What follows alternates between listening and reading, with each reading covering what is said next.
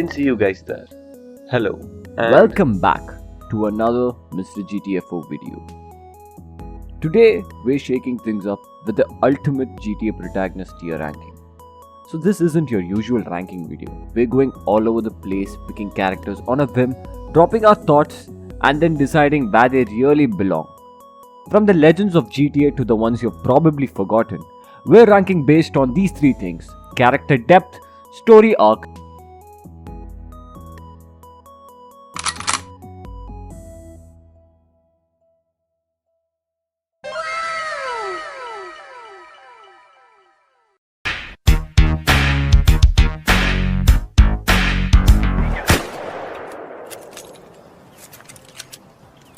Okay, so first up we'll maybe talk about Michael DeSanta. Why? I'd say why not? So Michael is basically living through the world's messiest midlife crisis in Los Santos.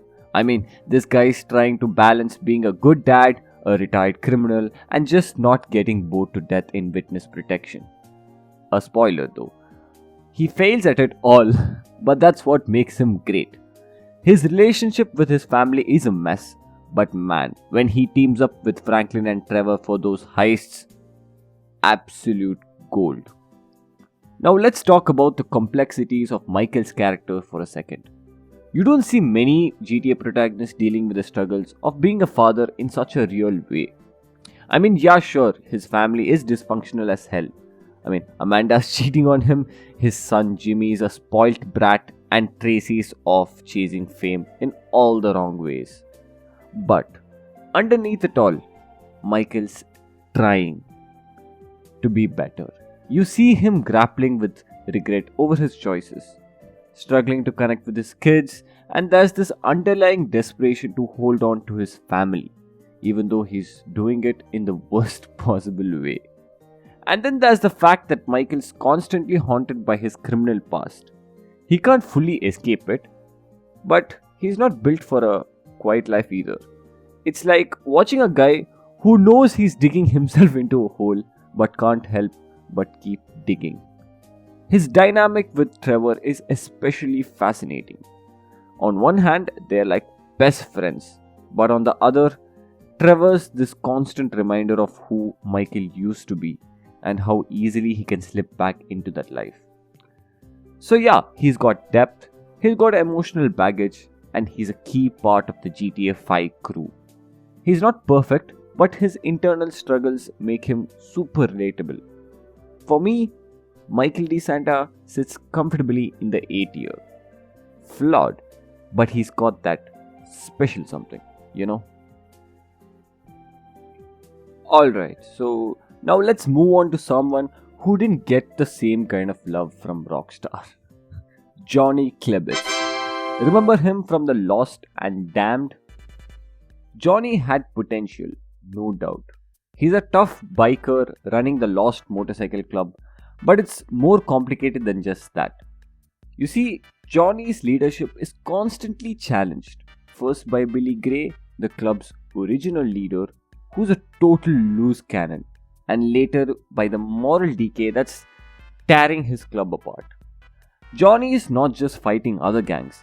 He's fighting his own internal battles and the disintegration of what he personally believes in. On paper, Johnny's story has all the elements of a great tragedy. He's a guy who's deeply loyal to his club, but that loyalty is tested to the breaking point. I mean, he tries to keep things together, but the cracks in his brotherhood are too deep. It's actually pretty sad watching. Johnny tried to get hold onto the ideals of the biker life while everyone around him, including his girlfriend, completely falls apart. His story should be this gritty, emotional ride about loyalty, betrayal, and the cost of brotherhood. And yet, it doesn't quite hit as hard as it could. I mean, don't get me wrong, Johnny's character had the potential to be something really special. But the storyline feels like it's missing that spark. It's just so predictable. You know exactly where it's headed. Internal conflict, betrayal, violence. And then that's what happens to him in GTA 5. I still can't remember Rockstar offed him that quickly. Johnny deserves a better send off than becoming Trevor's punching bag man. So, yeah, Johnny is C tier. Could have been more, but Rockstar clearly had other plans. Now, let's talk about Franklin Clinton. This guy starts at the bottom. Repoing cars and just trying to make something of himself. Like a classic rags to riches story, right? He meets Michael and boom, his life changes. He's sharp, he's ambitious, and he's trying to get out of the gang life. The thing is, compared to Michael and Trevor, Franklin's the straight man. He keeps things grounded, but sometimes you wish he had more chaos in him, you know? But Franklin's journey is more than just about making money or pulling off heists. At his core, Franklin is trying to escape the cycle of violence and poverty that defined his upbringing. He doesn't want to be a small time hustler for the rest of his life, but the more he climbs the criminal ladder, the more he starts to realize that maybe the price of success is higher than what he thought. It's a cool contrast. Franklin's trying to become something more, but the deeper he gets into Michael and Trevor's world, the more he sees that power doesn't necessarily mean happiness. And don't even get me started on his dynamic with Lamar. Franklin's friendship with Lamar is honestly one of the best relationships in the game. Lamar represents everything Franklin's trying to leave behind. He's still in the hood, still hustling, still living that small time life. Their banter is hilarious, but underneath it, you can see the tension. Lamar thinks Franklin's selling out, but Franklin's just trying to survive. It's such a relatable dynamic. The guy who wants more out of life versus the guy who's happy staying where he is. That said, Franklin's solid, B tier for sure. He's got ambition and drive, but just lacks that wild edge to push him higher. Okay, now let's throw it back to Toni Cipriani from Liberty City Stories. Tony's basically the definition of a mafia foot soldier. He's loyal to the Salvatore Leone, does whatever needs to be done, but there's not much else going on beneath the surface. It's like he's the perfect example of a guy who gets the job done, but you never really care about his journey. Here's the thing, Tony's a solid character in terms of reliability. He's the kind of guy you want on your side if you're running a criminal empire. He is competent, ruthless when he needs to be, and knows how to handle himself in tough situations. But Tony's biggest problem? He is too predictable. He never steps outside the box, never makes you question his motives. He's the quintessential loyal soldier, but that's pretty much it. Now, let's compare him to other mafia related characters like Michael or Tommy Vercetti. Both of these guys had something extra, a spark, a drive to push beyond just following orders. Tony doesn't have the same ambition. He's content being Salvatore's right hand man, and that's fine, but it also means he's never going to stand out in the way the greats do. Tony's fine, but fine doesn't cut it. He's C tier for me, just to by the numbers to stand out in this wild cast of characters. Alright, now let's switch things up with Victor Vance from Vice City Stories. Now, I actually like Victor because he's one of the few GTA protagonists who starts out with a solid motive. He's not in the game for power or revenge, he just wants to take care of his family. But man, he's in the wrong place for that. Vice City is not exactly forgiving to anyone with morals, and poor Victor gets dragged into the criminal life despite his best efforts. What makes Victor stand out is that he never truly wants to be a part of the criminal underworld. He's doing all of this to support his family, and that makes his journey a little more tragic than most. There's a sense that Victor's constantly compromising his values, but he doesn't have much of a choice. So he's not trying to build an empire, he's just trying to survive. And The worst part? We all know how it ends for him. Dead at the beginning of Vice City. Tragic.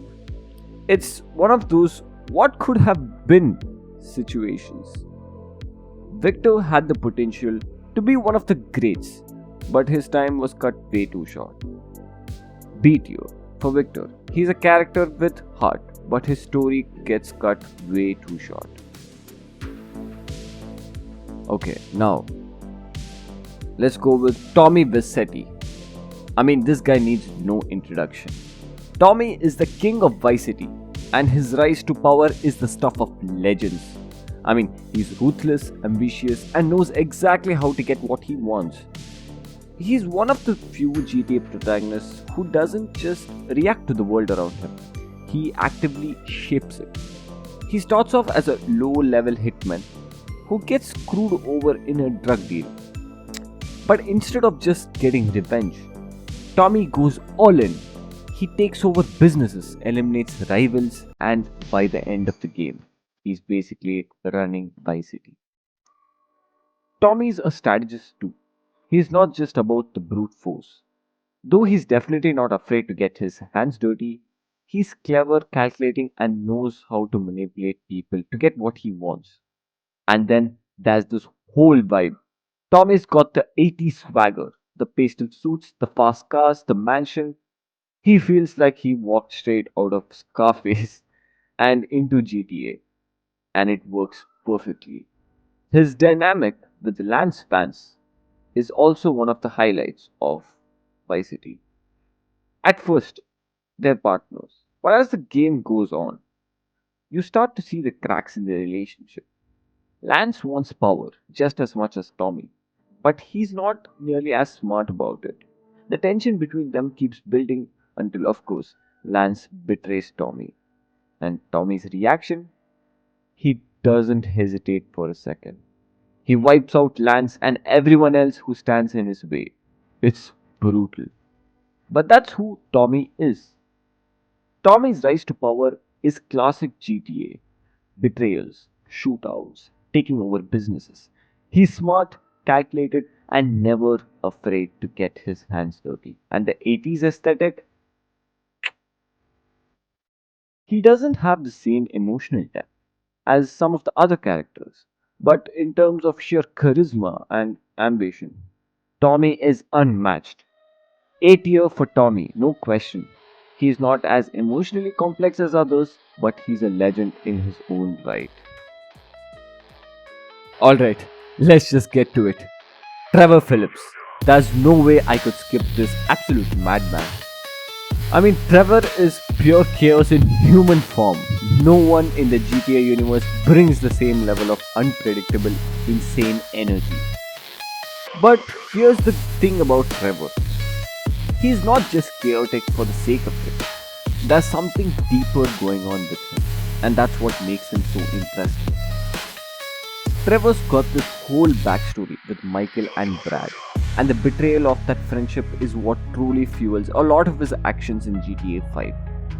When Trevor finds out that Michael faked his death and left him behind, it's not just about revenge, it's about loyalty. As twisted as it is, Trevor cares deeply about loyalty, and Michael's betrayal cuts him to the core. It's that weird combination of being completely psychotic but also incredibly loyal to the people he cares about. That makes Trevor more than just a caricature. His dynamic with Michael is one of the best parts of GTA 5. On the surface, it's this constant push and pull. Trevor's trying to figure out if he wants to kill Michael or if he still considers him a friend. But underneath it, there's this sense of deep, twisted affection. It's like Trevor wants to hate Michael, but he can't quite bring himself to fully let go of the guy who was once his closest friend. Trevor's unpredictability makes him the wild card of GTA 5. I mean, you never know what he's going to do next. And that's the part of the fun. One minute he's torturing someone, the next he's professing his love for a complete stranger. And let's be real, The stuff Trevor does in the game is some of the craziest, most over the top, hilarious moments in the series. I gotta give Trevor A tier.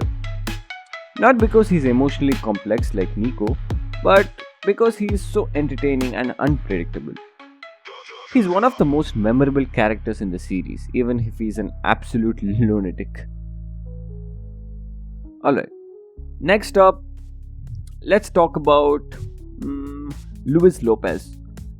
Luis is a pretty chill guy, which is rare in GTA. He's all about loyalty, especially to gay Toni. But what makes him stand out is that he's not in this for the power.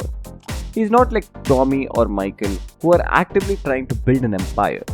Luis is just trying to survive, protect the people he cares about, and get through the madness of Liberty City's nightlife. Luis' story in the Ballad of Gay Toni is interesting because it's a little more grounded than the usual GTA chaos. Sure, there's plenty of violence and criminal activity, but Luis himself is kind of cool-headed fixer in the middle of it all. He's got ambition, but he's not power-hungry in the same way other protagonists are. He just wants to live his life and make sure Toni doesn't completely self-destruct. Speaking of Toni, the dynamic between Luis and Toni is one of the most unique relationships in the GTA series. I mean, Tony's a mess. He's in debt, dealing with a million different criminal factions, and his nightlife empire is crumbling. Luis, on the other hand, is the stabilizing force in Tony's life. He's constantly pulling Toni out of bad situations, and while their relationship has its ups and downs, there's a genuine bond there. But despite his loyalty and competence, Luis doesn't have the emotional depth or complexity to really push him into the top tier. He's like the guy who gets stuff done, but you're never really invested in his personal journey the way you are with someone like a Niko or CJ. So, B tier for Luis. He's solid, dependable, and his story is fun, but he doesn't have the same level of complexity as some of the other characters. So next, we'll talk about Claude. Oh, Claude.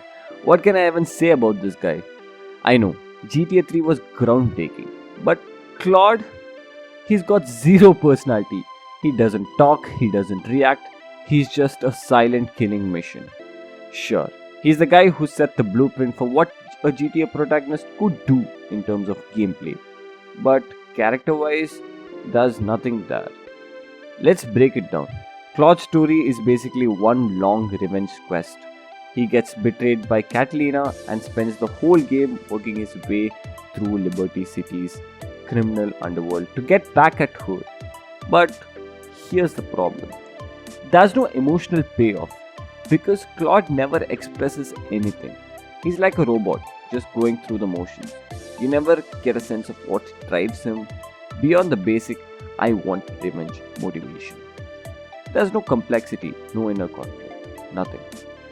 And even when he finally gets his revenge on Catalina at the end of the game, it's like, okay, he doesn't celebrate, he doesn't show relief, he just moves on to the next thing.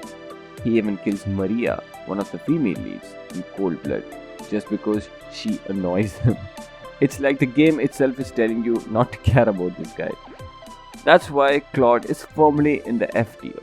Iconic for being part of a groundbreaking game, but as a character, F, completely forgettable.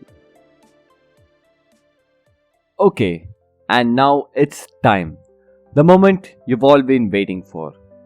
Let's talk about Niko Bellic. Niko's story is by far the most emotional, most complex narrative in the entire GTA franchise. He's not just a guy looking for revenge. He's a man haunted by his past, trying to escape the horrors he faced in Eastern Europe.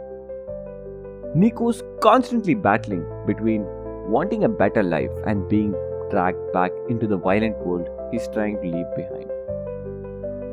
Niko's story is filled with moral complexity. He's a man who's seen horrible things, done horrible things, and now he's trying to make sense of it all. His relationship with Roman, his cousin, is one of the most emotional cores of the game. Now, Roman's this optimistic guy who thinks America is the land of opportunity, while Niko's more jaded. He knows that life here is just as brutal and unforgiving as anywhere else. The contrast between their perspective adds depth to Niko's character, and it makes his journey even more compelling. And let's not forget Niko's sense of guilt. He is haunted by the betrayal of his military unit, and that guilt drives him so much of his actions in the game. He is constantly searching for redemption, but the world he is in won't let him have it.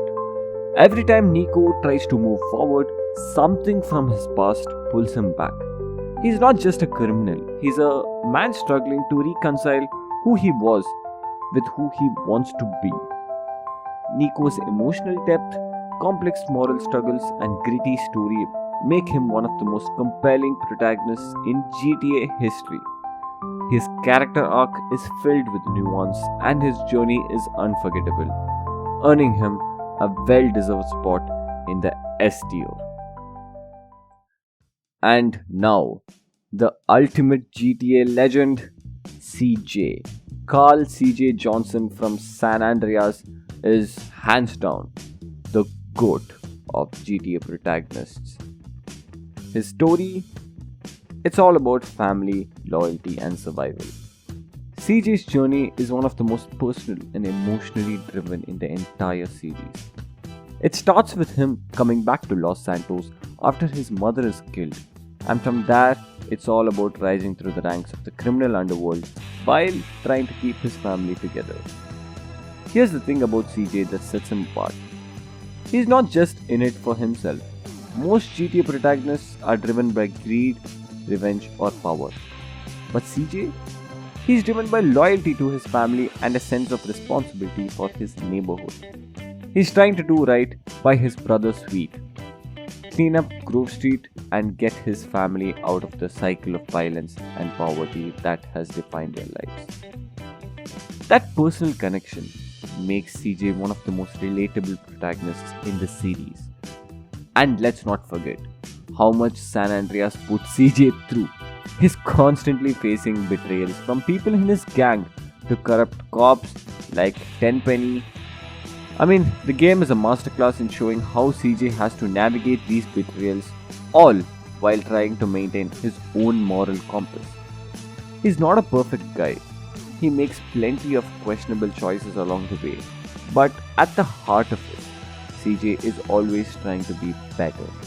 Whether it's helping out his brother or working to improve his gang's standing, there's always that sense that CJ wants more than just money or power. He wants respect and redemption. And let's talk about the scope of CJ's journey. He starts out as a low-level gangbanger in Los Santos, but by the end of the game, he's taken over the entire state of San Andreas. The scale of his story is massive, and it's filled with some of the most iconic missions in GTA history, from robbing a casino in Las Venturas to taking down Big Smoke in that epic final showdown. CJ's story is a wild ride from start to finish. And what makes CJ truly special is his growth. He's one of the few GTA characters who genuinely evolves over the course of the game. He starts off as this young guy who's been away from the streets for a while, and by the end, he's a hardened, strategic leader. He learns from his mistakes, adapts, and becomes a better version of himself. That's why CJ is an S tier legend. He is not just a character, he's a symbol of survival, loyalty, and, like I mentioned before, redemption. Grove Street for life isn't just a quote, it's a testament to CJ's loyalty to his roots and his community. CJ is the ultimate GTA protagonist, and there's no one else who could top him. And there you have it, the ultimate GTA protagonist tier list. We've talked about everyone from the unhinged Trevor to the cold, silent Claude, and ended with the legends Niko Bellic and CJ at the top. Agree or disagree? I'm sure some of you have some strong opinions, and I want to hear from them. So drop your thoughts in the comments. Who's your favorite protagonist? Would I rank too high or too low? And while you're down there, don't forget to like, share, and hit that subscribe button if you haven't already. We've got plenty more rankings, reviews, and breakdowns coming your way. This has been Mr. GTFO, and until next time, keep causing chaos on the streets of Los Santos. Peace out, Mr. GTFO signing out.